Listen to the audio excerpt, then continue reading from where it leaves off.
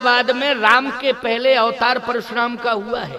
इसका मतलब ये है कि राम को अगर सारी दुनिया परमात्मा मानती है तो राम परशुराम को अपना परमात्मा मानते हैं कि मेरा ईश्वर तो परशुराम है। बोलो है कि नहीं? इसलिए मेरा परमात्मा आकर के नियंत्रण बनाएगा। लक्ष्मण जी बोले हमने देखा नहीं आपका परमात्मा। कहे कि अब देख लेना मेरा परमात्मा कैसा है। और वास्तव में जैसे ही इन राजाओं ने तलवारें उठाई का आक्रमण, उसी समय गोस्वामी जी कहते हैं तहीं अवसर सुनी। आक्रमण शब्द सुना, किसने सुना? परशुराम जी ने। तहीं अवसर सुनी। लोग कहते हैं आक्रमण शब्द नहीं सुना, धनुष टूटने की आवाज सुनी। तहीं अवसर सुन शिव धनु भंगा। धनुष टूटने की आवाज सुनी, राजाओं के आक्रमण की आवाज नहीं। याद रखना, धनुष टूटा भी है और धनुष ने टूट करके ये संकेत भी दे दिया है परशुराम जी को कि महाराज अब तपस्या करने की जरूरत नहीं है, अब तो आपको जनकपुर जाने की जरूरत है। इसका मतलब है कि ये धनुष साधारण धनुष नहीं था, इस धनुष ने परशुराम जी को भी संदेश दे दिया है। और परशुराम जी धनुष का संदेश सुन करके ही आए हैं। बोलो किसकी आवाज सुन के आए हैं? आवाज में ही संदेश है, संदेश में ही आवाज है प्यारे। बोले तहीं अवसर सुनी अरे शिव धनु भंगा, आए भृग कुल कमल पतंगा। उसी समय परशुराम जी आ गए। राजा तलवार उठा रहे थे। परशुराम जी ने कहा सावधान। और राजाओं ने कहा अरे ये आवाज तो परशुराम जी की है। और जैसे ही देखा राजाओं ने तो सब ने अपनी अपनी तलवारें नीचे डाल दी। राम जी ने कहा क्यों? हमारे भगवान का कमाल देखा लक्ष्मण तुमने? हमारे भगवान का कमाल देखा? केवल आया ही है, अपना शस्त्र नहीं उठाया भगवान ने। देखते ही सबने अस्त्र शस्त्र डाल दिए। देखो ये इतने जल्दी सरेंडर कोई करा सकता है? जल्दी बोलो भैया। कि एक अकेले एक परशुराम और 10,000 का समर्पण। 10,000 ने एक साथ अपने अपने अस्त्र शस्त्र डाल दिए। लक्ष्मण जी ने कहा भैया आपका भगवान डाल दिए? भगवान ने कहा देखते जाओ। राम जी ने कहा लक्ष्मण तुम देखते जाओ। परशुराम जी ने एक निगाह फेंकी राजाओं के ऊपर, आंख लाल थी, और जैसे निगाह फेंकी तो सारे राजा दौड़े परशुराम जी की ओर।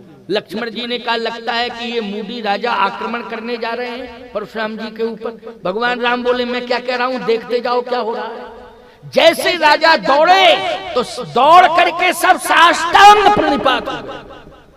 साष्टांग। लक्ष्मण जी ने कहा ये तो समर्पण कर दिया सबने। कहा अभी देखते तो जाओ कमाल, अभी तुम देखते जाओ, देखते जाओ। जैसे ही समर्पण किया राजाओं ने, परशुराम जी ने कहा खड़े हो जाओ। अब कहां पे? कौन हो तुम?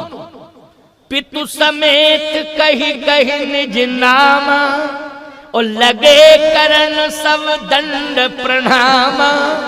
अपने पिता का नाम और पिता के पिता का भी नाम लिया और कहा कि अमुक सन में आपने अपने फरसे से हमारे पिताजी के पिताजी का मस्तक काट दिया था, हम उनके नाती हैं। अच्छा साइड में खड़े हो जाओ, साइड में खड़े हो। अब कहां पे? और कहे कि पत्नी ने रोका था कि दूसरी शादी अच्छी नहीं होती है। मरने जा रहे हो क्या? और वास्तव में मौत आ गई सामने, देखो मरने जा रहे हैं। अब देखो मौत आ गई है, फरसा दिखाई दे रहा है। और कहां पे?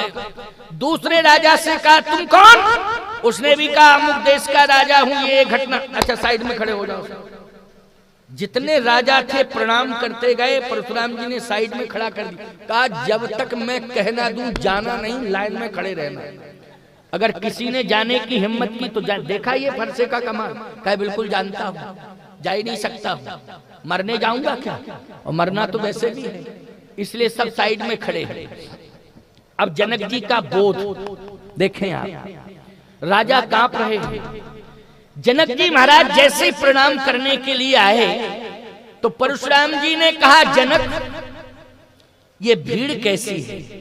कहा महाराज बेटी की शादी है। अच्छा बेटी की शादी है, निगाह धनुष के ऊपर गई, कहा बेटी की शादी है, लेकिन बेटी की शादी में धनुष की दुर्दशा कैसी? कौन ऐसा उद्दंड व्यक्ति आया जिसने तुम्हारी बेटी की शादी में यह दुस्साहस किया कि धनुष को तोड़ दिया? विवाह से धनुष का क्या लेना देना था, लेकिन उसका नाम बताओ किसने तोड़ा? कौन था उद्दंड? इन्हीं सब में कोई था क्या?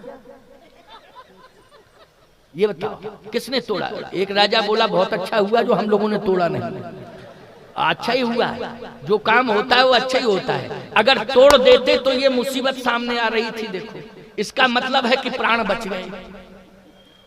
परशुराम जी ने कहा, जनक मैं मानता हूं कि तुम सत्यवादी हो, तुम कभी झूठ नहीं बोल सकते हो, और यह भी मैं जानता हूं कि तुम धनुष का सम्मान करते हो। ये भगवान शंकर का धनुष है, इसका सम्मान तुम्हारे राज्य में होता रहा, अभी तक इसका सम्मान सुरक्षित रहा, लेकिन टूटने का मतलब है अपमान। और किसने अपमान किया है? तुम्हारे रहते हुए अपमान हुआ है। ये मैं जानना चाहता हूं, किसका दुस्साहस है, उसको बताओ। जनक जी ने सोचा कि झूठ बोल नहीं सकता, क्योंकि झूठ बोलने की परंपरा नहीं है। याद रखना, ना अयोध्या की है ना जनकपुर की है। और जहां झूठ नहीं बोला जाता है उसको कलिकाल में आज भी अयोध्या मानते हैं। जिसके घर में झूठ नहीं बोला जाता है वो अयोध्या का घर है, वही जनकपुर का घर है। देखो भैया, कोई कारण विशेष पड़ जाए अलग बात है, झूठ बोलो, लेकिन अकारण में झूठ बोलने की आदत नहीं डालना चाहिए। लेकिन आज प्रायः हम देखते हैं कि लोग अकारण में झूठ बोलने लगे। बोलो, बोलने लगे कि नहीं? महात्मा गांधी ने आंदोलन चलाया, सदा सत्य बोलो, तो लोगों ने कहा गांधी जी ये सदा सत्य बोलो नहीं चल पाएगा, कौन बोलेगा सदा सत्य? सदा सत्य, सत्य ही सत्य बोलते रहो, धंधा चौपट, सब चौपट, सत्य बोलो सत्य बोलो। गांधी जी ने कहा मेरी बात तो सुनो, समझने की कोशिश किया करो। सदा सत्य बोलने का अर्थ जानते हो क्या होता है? क्या? लोगों ने कहा सदा सत्य मानी हमेशा सत्य बोलो, हमेशा सत्य बोलो। हमेशा सत्य कैसे हम लोग बोल पाएंगे? कहा अकारण असत्य बोलना बंद करो, अकारण असत्य बोलना बंद कर दो। और जिस दिन समाज का व्यक्ति अकारण असत्य बोलना बंद कर देगा, धीरे धीरे उसके जीवन में सदा सत्य बोलना आ जाएगा। इस पर विश्वास करना पड़ेगा। तो अकारण असत्य बोलने की, मिथिला में तो कोई असत्य बोलते ही नहीं, अयोध्या में कोई असत्य नहीं बोलता। जनक जी ने कहा असत्य के तो चांस ही नहीं है, प्रश्न ही नहीं उठता है। लेकिन क्या जनक जी ये कहेंगे कि राम जी ने धनुष तोड़ा? बोलो, दामाद बना चुके हैं, अब धर्म संकट, लेकिन बुद्धि से काम लेना है। किससे काम लेना है? अब समझ लो, बुद्धि से। बोध की जरूरत है। उस समय क्रोध की जरूरत नहीं है, घबराने की जरूरत नहीं है, उस समय बोध की जरूरत है। आपको महाराज जनक जी ने क्या परिचय दिया बोध का? इसलिए तो कहता हूं बालकांड की कथा सुन रहे हो, उससे तुम्हें क्या शिक्षा मिल रही है? केवल खाली परंपरा से ही कथा सुनते आ रहे हो इसलिए सुन रहे हो? नहीं नहीं प्यारे, इससे शिक्षा मिलती है, प्रेरणा मिलती। बालकांड का ये प्रसंग बहुत महत्वपूर्ण है। जनक जी महाराज पहले प्रणाम कर चुके हैं, लेकिन जनक जी ने सोचा कि आज केवल विकल्प यही बचा है कि परशुराम जी महाराज का क्रोध कैसे शांत हो। विकल्प यही बचा है कि क्रोध कैसे शांत किया जाए। और कैसे शांत किया जाए? कहा क्रोध, सुन लीजिए मेरी बात को, भगवान से एक प्रार्थना किया करो कि हर घर में बेटी का जन्म हो, हर घर में बेटी का जन्म हो। भगवान से ये मांगा करो। आज उल्टा पुल्टा यही तो तुम करते रहते हो, भगवान से जो भी मांगता बेटा ही मांगता, बेटा मांगता। हमने आज तक बेटी मांगने वाले कम ही होंगे, ऐसी बात नहीं है कि नहीं होंगे, लेकिन कम है, बेटा ज्यादा मांगते हैं। एक सज्जन के तो 4 बेटियां थी, वो हमारे पैर पकड़ के रोने लगे। हमका क्या बात है? बोले महाराज वंश कौन चलाएगा, नाम कौन चलाएगा, मेरा खानदान का नाम। हमने कहा हो क्या गया ये तो बता दो। कहे महाराज बेटियां 4 हैं लेकिन बेटा नहीं है, ऐसा आशीर्वाद दो कि बेटा हो जाए। हमने कहा तुम मूर्ख हो, बेटा इसलिए मांग रहे हो कि वंश चलावे, वंश का नाम चलावे। हमने कहा पहली बात तो ये है कि बेटा होगा तो तुम्हारे मरने के बाद तुरंत ही तहसील में एप्लीकेशन देगा, इनका नाम काट के मेरा चढ़ाया जाए। क्यों भाई, आवेदन यही देगा कि नहीं देगा?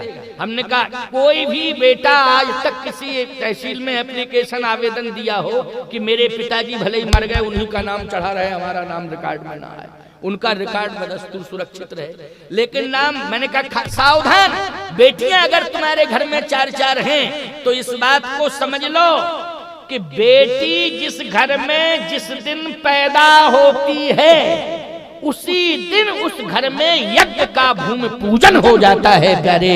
वो पिता समझ लेता है कि अब मुझे बेटी का विवाह करना है। बेटी का विवाह बोलो यज्ञ है कि नहीं?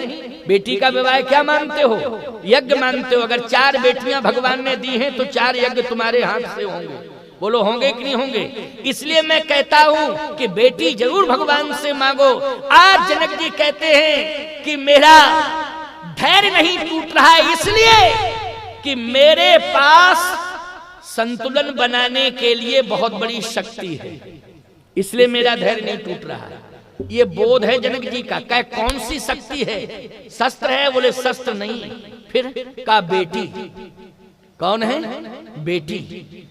किसी को भी क्रोध आ जाए प्यारे, अगर बेटी सामने आ जाए तो क्रोध करुणा में बदल जाता है, बोलो बदल जाता है कि नहीं बदल जाता है? और खास तौर से छोटी उम्र की बेटी हो तो कह नहीं क्या, बोलो छोटी उम्र की बेटी हो क्रोध करुणा में बदल जाएगा कि नहीं बदल जाएगा? जनक जी ने कहा कि मेरा धैर्य इसलिए नहीं टूट रहा है, मेरे जीवन में बोध है कि मेरे पास ऐसी शक्ति है कि बड़ी से बड़ी प्रतिकूल परिस्थिति भी आ गई है लेकिन मैं घबराऊंगा नहीं। आज प्रतिकूलता अनुकूलता में बदल जाएगी। किसके बल पर? का बेटी के बल पर। और सीता जी को इशारा किया, इशारा किया। परशुराम जी की आंखें लाल हैं, राजा घबरा रहे हैं। और इशारा किसको किया जनक जी ने? सीता जी को। जैसे इशारा किया, आहा, बेटी वही है जो बाप के इशारे पर चले, बोलो बेटी वही है जो माँ बाप के इशारे पर चले, वही बेटी है। इसलिए बेटियों को भी मैं शिक्षा दे रहा हूँ कि माँ बाप के इशारों पर चला करो। यदि माँ बाप के इशारों पर तुम चलोगी तो तुम्हें श्री राम जैसा वर प्राप्त होगा, ये मैं दावे के साथ कह रहा हूं। लेकिन माँ बाप के इशारे पर तुम्हें चलना पड़ेगा। बोलो सीता जी माँ बाप के इशारे पर चली, कौन सा वर मिला? श्री राम जैसा वर मिला कि नहीं मिला? जैसे ही इशारा किया सीता जी चल दी। और जैसे सीता जी आई, जनक जी ने कहा प्रणाम करो बेटी, प्रणाम करो। जनक बहोर आए सिर नावा, उसिए बुलाए प्रणाम करावा। जैसे ही कहा कि प्रणाम करो बेटी, प्रणाम करो, और जैसे ही सीता जी ने प्रणाम किया, आहा, परशुराम जी की आंखों में आंसू आ गए। क्रोध था लेकिन करुणा आ गई ना। कहा जनक ये कौन है? कहा बेटी, इसी का विवाह है। अच्छा अच्छा, इसी का विवाह है। ये लौकिक रूप नहीं है, अलौकिक है, आदि शक्ति है ना। क्या है? आदि शक्ति है। का इसी बेटी का विवाह है। हाँ, आंखों में आंसू आ गए और वाणी को रोक नहीं पाए। परशुराम जी कह दिया अखंड सौभाग्यवती भव। अब बोलो भाई 50% मामला निपट गया कि नहीं निपट गया? बोलो भाई, आशीर्वाद दे दिया है, क्या आशीर्वाद वापस लिया जाएगा? जो वचन दे दिया है उसको वापस किया जाएगा क्या? अखंड सौभाग्यवती भव। ईमानदारी से बताओ, ये क्रोध से समस्या का समाधान हुआ कि बोध से हुआ? हुआ बोध से कि नहीं हुआ? इसलिए घबराने की जरूरत नहीं है, बिल्कुल मत घबराया करो। बड़ी से बड़ी परिस्थितियां क्यों ना आ जाएं सामने, लेकिन क्रोध करने की जरूरत नहीं है। उस समय बोध की आवश्यकता है। बोलो है बोध की आवश्यकता कि नहीं? भगवान संधि प्रस्ताव लेकर के गए थे दुर्योधन के पास, लेकिन उस समय भगवान ने क्रोध से काम लिया कि बोध से काम लिया? बोलो भाई, अगर क्रोध आ गया होता तो दुर्योधन तो उसी दिन मर गया होता। बोलो मर गया होता कि नहीं मर गया होता? भगवान से बच जाता क्या? लेकिन उस समय क्रोध कौन कर रहा था? सुई की नोक के बराबर भी पांडवों को घूम नहीं दे सकता हूं केशव, इसलिए ध्यान से सुन लो, वो ख्वाब छोड़ो। बोलो ये क्रोध का परिचय कौन दे रहा था? दुर्योधन क्रोध का परिचय दे रहा था। भगवान श्याम सुंदर सुन रहे थे और सुन रहे थे और गंभीर बने बैठे थे। हैं वीर, दुर्योधन कहां टकराता है उनके सामने, लेकिन है वीर, लेकिन गंभीर बन करके सुन रहे थे। बोलो सुन रहे थे कि नहीं? और ये क्रोध की भाषा बोल रहा था। ईमानदारी से बताओ विनाश हुआ कि नहीं हुआ? जिसके जीवन में क्रोध आया उसका विनाश हुआ। इसलिए मैं कहता हूं क्रोध पाप कर मूल। क्रोध के द्वारा ही विनाश की सृष्टि का सृजन होता है। ये विनाश की सृष्टि का सृजन कौन करता है? क्रोध करता है। इसलिए क्रोध पर नियंत्रण रखो। जैसे ही जनक जी ने प्रणाम कराया, अखंड सौभाग्यवती भव, परशुराम जी ने आशीर्वाद दिया, जनक जी महाराज ने लंबी सांस ली, का आधा समाधान तो हो गया। विश्वामित्र जी ने कहा कि अब तो लाइन क्लियर हो गई, क्योंकि अखंड सौभाग्यवती भव का आशीर्वाद सीता जी को अगर मिला है तो राम जी को मिल गया। क्यों, किसको मिला? राम जी को मिल गया। तो तुरंत ही विश्वामित्र जी ने राम जी से कहा गोल्डन चांस है, तुम प्रणाम कर लो, तुम भी प्रणाम कर लो। ये इतना बढ़िया गोल्डन चांस मिला है, इससे बढ़िया चांस दूसरा हो नहीं सकता, प्रणाम करो। गोस्वामी जी कहते हैं विश्वामित्र मिले पुनियाई। विश्वामित्र जी महाराज जैसे ही परशुराम जी के सामने आए तो विश्वामित्र जी महाराज ने परशुराम जी को भुजाओं में भर लिया। अब जैसे भुजाओं में भरा तो भुजाएं, दोनों भुजाएं परशुराम जी को पकड़े हुए हैं, विश्वामित्र जी की दोनों भुजाएं। अब जिस भुजा में फरसा है वो भुजा पकड़े हैं। कहे प्रणाम करो राम, अब तुम चिंता मत करो, अब तो तुम प्रणाम करो, निश्चिंत होकर प्रणाम करो। और जैसे भगवान राम ने प्रणाम किया, अखंड सौभाग्यवती भव का आशीर्वाद दिया। अब राम जी को देखा तो टकटकी निगाह से देखते रहे। राजाओं ने कहा इसका मतलब है पहचान गए परशुराम जी के इसी ने तोड़ा, तभी तो देख रहे हैं, नक्शे सिक तक देख रहे थे। राजाओं ने कहा कन्फर्म है, देखो धनुष तोड़ने वाला आ गया सामने। अब देख लिया है, पहचान लिया है।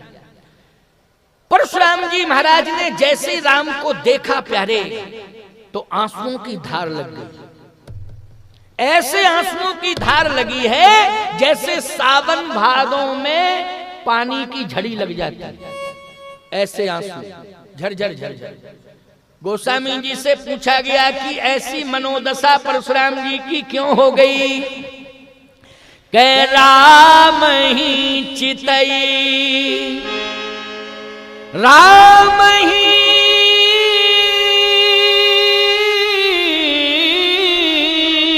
चितई, रहे थक लोचन,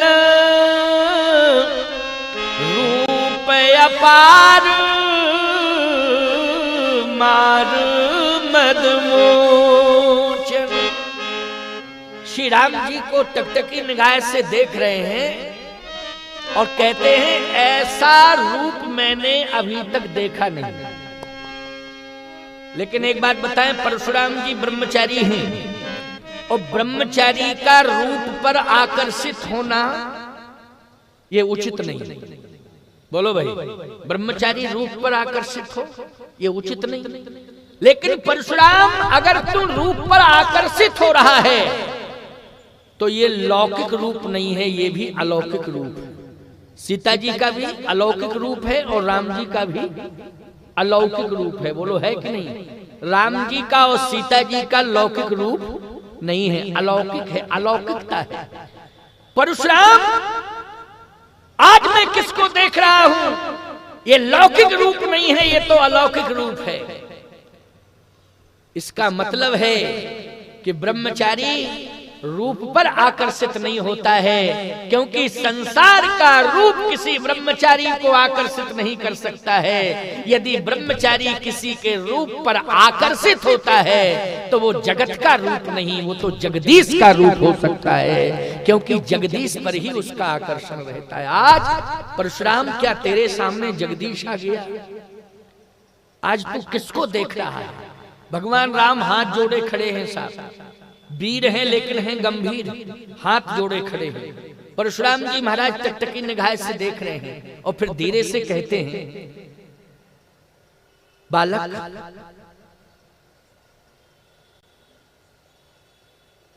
तू प्रणाम तो कर रहा है, लेकिन मैं ये जानना चाहता हूं कि धनुष तोड़ने का साहस और दुस्साहस किसने किया है? क्या तू नाम बता सकता है?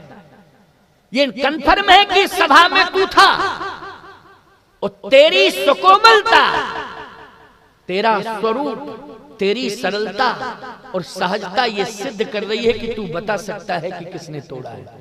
एक बात आपको बताएं, किसी छोटे बच्चे से झूठ बोलने का रिहर्सल करवाओ तो जिस तरह से रिहर्सल करवा रहे हो वो न बोल करके वो वास्तविकता बोलेगा। जैसे मान लीजिए हम पहुंचे तुम्हारे दरवाजे पर और दरवाजा बंद हो और हम कुंडी खटखटाएं, अरे खोलो खोलो खोलो, हम आ गए हैं, स्वामी जी चित्रकूट वाले जगत गुरु हैं, खोलो खोलो। अब तुमको हमसे मिलना नहीं है तो तुम छोटे बच्चे से कहोगे जाओ कह दो कि पापा है ही नहीं। अब ये तो कह दिया, वो आएगा और तुरंत कहेगा स्वामी जी पापा कह रहे, जाओ कह दो पापा है नहीं। तो यही कहेगा कि नहीं कहेगा? वो बिल्कुल कन्फर्म है कि यही कहेगा। वो ये नहीं कहेगा पापा है नहीं, वो अपनी सत्य बात कहेगा। बालक तुम इस सभा में मौजूद रहे, मैं ये जानना चाहता हूं, तुम्हारे रूप को देख करके मैं बलिहार हो गया हूं, तुम्हारी सरलता सहजता से आज मैं प्रभावित हूं, मेरा क्रोध करुणा में बदल गया है। लेकिन मैं ये जानना चाहता हूं कि तुमने देखा है धनुष टूटा है, लेकिन तोड़ा किसने है उसको बता दे। राजाओं ने कहा इसका मतलब है कि मरना हम ही लोगों को है, क्योंकि जिसने तोड़ा है जब सामने पहुंच गया है फिर भी विश्वास नहीं हो रहा, उसी से पूछा जा रहा किसने तोड़ा। अब पता नहीं मूड में आवे किसका नाम बता दे कि किसने तोड़ा। लेकिन राम जी वीर हैं, गंभीर हैं, बोले कुछ नहीं, बोले कुछ नहीं। परशुराम जी ने कहा इसका मतलब यह है कि इस सभा में मुझे ये बताने वाला कोई नहीं है कि किसने धनुष तोड़ा। लेकिन फरसा अब तू इंतजार मत कर, इंतजार मत कर। फरसे ने कहा कि 9:15 बज गए हैं। अब इंतजार, परशुराम जी ने कहा कि मैं कहता हूं, अब देखो 10 मिनट की बात है, इसको जरा सुन ही लो, क्योंकि सुना दे 9:06 हुए हैं अभी अभी, है ना? 9:06, 9:15 नहीं हुए, हम गलती ही देख गए थे। तुम्हारी घड़ी में 9:15 तो नहीं बज गया किसी घड़ी में? ये कह रहे हम घड़ी देख ही नहीं रहे हैं कोई। चलो 10 मिनट की बात और है, जरा सुनो। परशुराम जी ने कहा तू अपना कमाल दिखा परशु, क्या इंतजार कर रहा है? तो परशु ने कहा कि क्या कमाल दिखाएं? कमाल क्या दिखाएं? पता तो चले कि किसने तोड़ा। परशुराम जी ने कहा कि सुनो परशु, तुम तैयार हो जाओ, हम थोड़ा सा मौका दे रहे हैं। उस मौके में जो आ जाएगा सामने धनुष तोड़ने वाला, समझ लो सबको छोड़ दिया जाएगा, बस उसी को दंडित किया जाएगा। लेकिन मौका दे रहे हैं, 1 2। परशुराम जी ने कहा 3 कहूंगा और सामने आ जाना, नहीं तो हम सभी राजाओं के ऊपर पहले फरसा चलाएंगे और जितने राजा हैं पहले उन्हीं को निपटाएंगे। राजाओं ने कहा ये कन्फर्म ही है कि मरना हम ही लोगों को है। अब मौत ही जब आ गई है तो फिर अब क्या किया जाए। तब तक एक राजा बोला सुनो, सब बच जाएंगे, कम से कम तुम बलवान हो, अपनी बहादुरी की बात कर रहे थे, तुम सीधे जाके कह दो परशुराम जी से जाके कि जो सामने सीधा साधा राजकुमार खड़ा है, हम पुरखों की कसम खा के कह रहे हैं इसी ने तोड़ा। जो सीधा साधा लग रहा है देखने में उसी ने तोड़ा, जाकर के कह दो। तो वो राजा कहता है हमको बेवकूफ मान रहे हो क्या? आंखें लाल लाल हैं, फरसा हाथ में लिए हैं, क्रोध कर रहे हैं, और हम जैसे ही सामने जाएं तो परशुराम जी यही समझें कि इसी ने तोड़ा, इसलिए दे फरसा सीधा। बोलने का मौका ही ना मिले तो मर और जाएंगे, मर जाएंगे, बोल पाएंगे नहीं, मर के मर जाएंगे। तो अगर चलना है तो सबई चलो इकट्ठे और सीधे जाके कहो नहीं अकेले हम मरने के लिए नहीं जाएंगे, और मरना है तो सबको मार के मरेंगे। अब ऐसे थोड़ी कि अकेले मर जाए, कहा ऐसा नहीं होगा। परशुराम जी ने कहा हम 3 तक गिनती गिन रहे हैं, 3 में सीधे जिसने तोड़ा हो सामने आ जाए, नहीं तो हम फरसा चलाना शुरू करेंगे। 1 2। राम जी तो हाथ जोड़े खड़े, हाथ जोड़े खड़े। अच्छा लक्ष्मण जी जरूर देख रहे हैं कि अब होता क्या है, अब क्या होता है। इधर से उधर, उधर से इधर, इस तरह से निगाह लक्ष्मण जी की। अच्छा विश्वामित्र जी महाराज भी समझ रहे हैं कि जहां राम है वहां संग्राम हो नहीं सकता। बोलो भाई, विश्वामित्र जी ये समझ रहे हैं जहां राम है वहां संग्राम हो नहीं सकता। बोलो ये विश्वास की बात है कि नहीं? ये किसकी बात है, जल्दी बोलो। राम के सामने संग्राम, और वो भी संघार, और संघार में भी ऐसा संघार कि जहां जनक जैसा धर्मवान खड़ा हो। बोलो भाई, जहां जनक जैसा धर्मवान खड़ा हो और जहां पर सतानंद जैसा धर्मज्ञ खड़ा हो, और जहां पुर नर नार सुभग सुई संता धर्मशील ज्ञानी गुण वंता, ऐसी धर्मवान जनता, उसके सामने इतना बड़ा संघर्ष, और राम के सामने संघर्ष। जहां राम हो वहां संग्राम। विश्वामित्र जी कह रहे हो ही नहीं सकता है, ये विश्वास की बात है। और राम जी बिल्कुल वीर हैं, लेकिन गंभीर मुद्रा में खड़े हैं साथ। परशुराम जी ने कहा 1 2, और जैसे का 3, उसी समय भगवान राम हाथ जोड़ के बोल पड़े। 3 कहा और राम जी बोले। जैसे ही राम जी के मुख से शब्द निकला, अच्छा राजाओं ने वो शब्द नहीं सुना राम का, क्योंकि जो मरने वाला व्यक्ति होता है उसको मौत ही दिखाई देती, ना कुछ सुनाई देता है ना कोई दिखाई देता। क्यों भाई? जो मरने की कंडीशन में पहुंचता, तो वो राजा लोग तो यही सोच रहे हैं कि तो फरसा चलने वाला है, निश्चित रूप से अब तो सभी को मरना है। 3 कहा तो 10 मिनट हो गए। राम जी हाथ जोड़े खड़े हैं, उस शब्द बोलना ही चाहते थे। परशुराम जी ने ऐसे इशारा किया, रुको रुको, इसका मतलब है कि तुमने धनुष तोड़ा, तुमने धनुष तोड़ा, या किसी का नाम बताने जा रहे हो कि किसने धनुष तोड़ा? बोलो बोलो बोलो बोलो। अब राजाओं ने सोचा कि बहुत देर हो गई, फरसा चला होगा तो आवाज क्यों नहीं आ रही है? भाई जिसके ऊपर चलेगा वो किच पिच तो कुछ होगा ही, बोलेगा कि नहीं बोलेगा? चुपचाप थोड़ी बर्दाश्त कर लेगा, कुछ तो आवाज आनी चाहिए। लेकिन आवाज नहीं आ रही है, इसका मतलब कुछ और है। आंख खोल के देखो। और जैसे ही आंख खोल के एक राजा ने देखा, अरे बोले सब बच गए, मौत से बच गए, प्राण बच गए सबके, मौत से छुटकारा मिल गया, खोलो आंखें। क्यों? बोले धनुष तोड़ने वाला तो सामने खड़ा है और कुछ बोलना चाहता है, अब डरने की जरूरत नहीं है। राजाओं ने लंबी सांस ली। परशुराम जी ने कहा बोलो जल्दी बोलो, किसने धनुष तोड़ा? तो राम जी कहते हैं आप सुनिए तो क्रोध से नहीं, बोधयुक्त स्वरूप में सुनिए, क्रोधयुक्त स्वरूप में नहीं। क्रोध को दूर करिए, मैं प्रार्थना कर रहा हूँ, आप ध्यान से मेरी बात को सुनिए। परशुराम जी ने कहा क्रोध की बात अलग है, क्रोध नहीं, पहले तो तुम बोलो जल्दी कि किसने धनुष तोड़ा। तो राम जी कहते हैं नाथ संबुधन, नाथ संबुधन भंजनहारा, हुई है कोई एक दास तुम्हारा। धनुष तोड़ने वाला साधारण नहीं, आपका दास होगा, दास।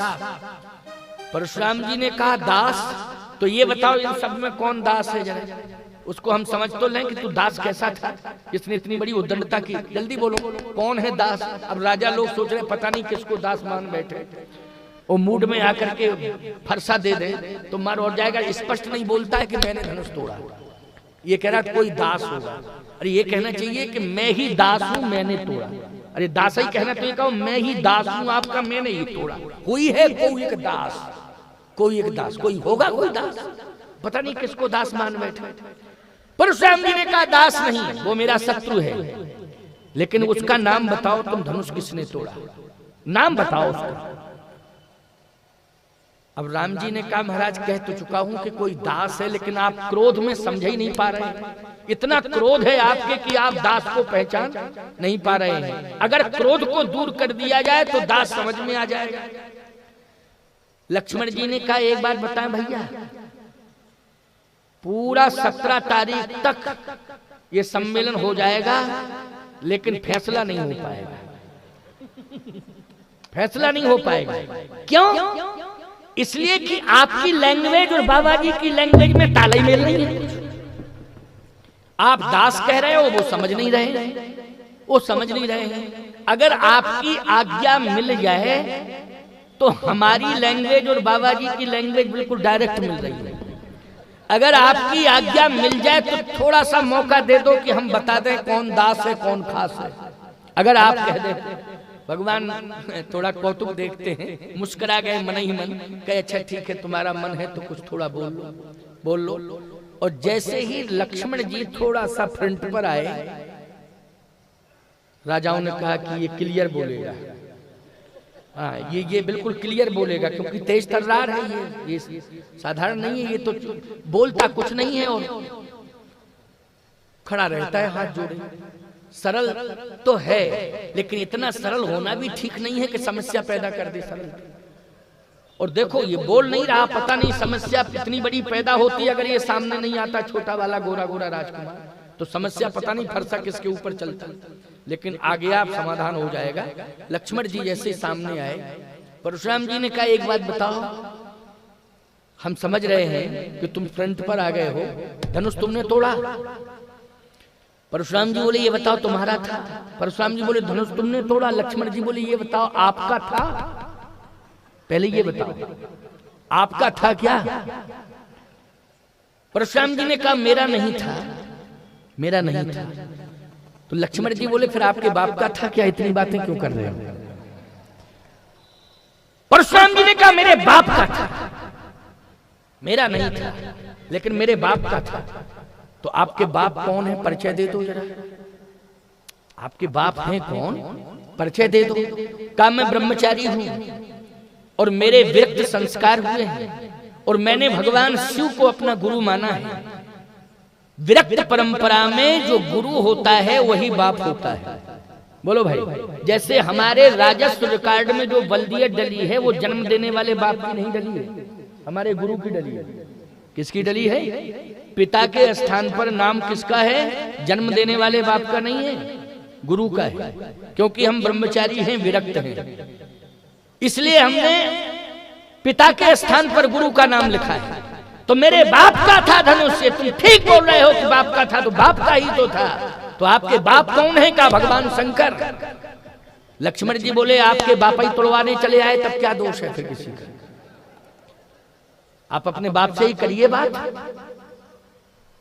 परशुराम जी ने कहा कि मेरे बाप, यदि शंकर जी आपके बाप हैं तब मैं कह रहा हूं महाराज ध्यान से सुनना, अगर शंकर जी आपके बाप हैं, शिव जी को आपने पिता माना है, तो इस धनुष को तोड़वाने में जिम्मेदार भगवान शंकर है।